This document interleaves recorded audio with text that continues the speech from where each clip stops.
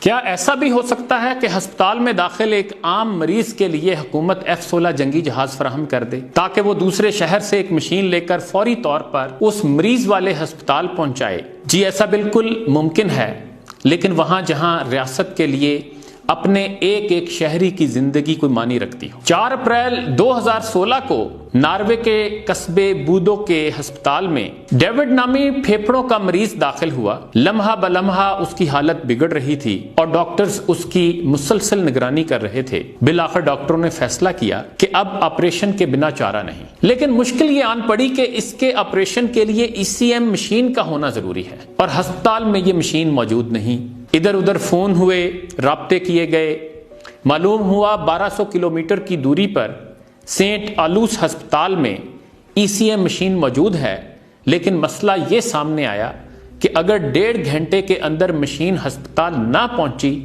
تو مریض کی جان جا سکتی ہے۔ بائی روڈ 1 دن لگ جاتا اور ہیلی کاپٹر کے ذریعے کئی گھنٹے۔ مریض کی حالت ایسی کہ کہیں شفٹ کرنا ناممکن۔ آخرکار صلاح مشورے کے بعد ڈاکٹروں نے وزارت دفاع سے رابطہ کیا۔ وزارت دفاع کے حکام کو بتایا گیا کہ اگر وہ یہ مشین سینٹ آلوس ہسپتال سے 1.5 گھنٹے میں بودو ہسپتال میں پہنچا دیں تو ایک شخص کی جان بچ سکتی ہے۔ وزارت دفاع نے فوراً ہاں کر دی اور نتیجہ یہ کہ F-16 طیارے کے ذریعے اگلے 45 منٹوں میں ECM مشین بودو ہسپتال پہنچا دی گئی۔ مریض کا آپریشن ہوا، آپریشن کامیاب ہوا، اس کی جان بچ گئی۔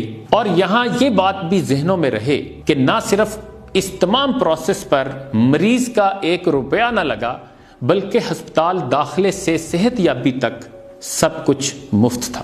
ممتاز صحافی ارشاد بھٹی کے کالم سے یہ واقعہ پڑھ کر میں سوچ رہا تھا کہ یہ شعر تو کسی اردو شاعر نے کہا، لیکن اس پر ناروے والوں نے عمل کر کے دکھایا کہ بہتر ہے مہو کمر پہ ڈالو نہ کمندیں، انسان کی خبر لو کہ وہ دم توڑ رہا ہے۔ اور یہ بھی ناروے ہی کا ذکر ہے کہ شاہی محل سے حکومت کو درخواست آئی کہ شاہی محل کے صوفے خستہ حال ہو چکے ہیں، لہذا انہیں تبدیل کیا جائے۔ حکومت کا جواب آتا ہے اس سال سرکاری بجٹ میں گنجائش نہیں، اگلے سال دیکھیں گے۔ اس پر شاہی محل والوں نے دوبارہ درخواست کی کہ چلو صوفوں کی پالش کروا دیں۔ حکومت کا جواب تھا چونکہ اس سال شاہی محل کا بجٹ ختم ہو چکا، اس لیے اگلے سال تک انتظار کیا جائے۔ بادشاہ سلامت کو یہ بات ماننا پڑی۔ ناروے کے سیاستدان جان پیسیسے نے 1 سال دانستہ طور پر اپنے انکم ٹیکس گوشوارے اس طرح بھرے کہ 20,000 کروڑ جو تقریباً 2.5 لاکھ روپے بنتے تھے بچا لیے۔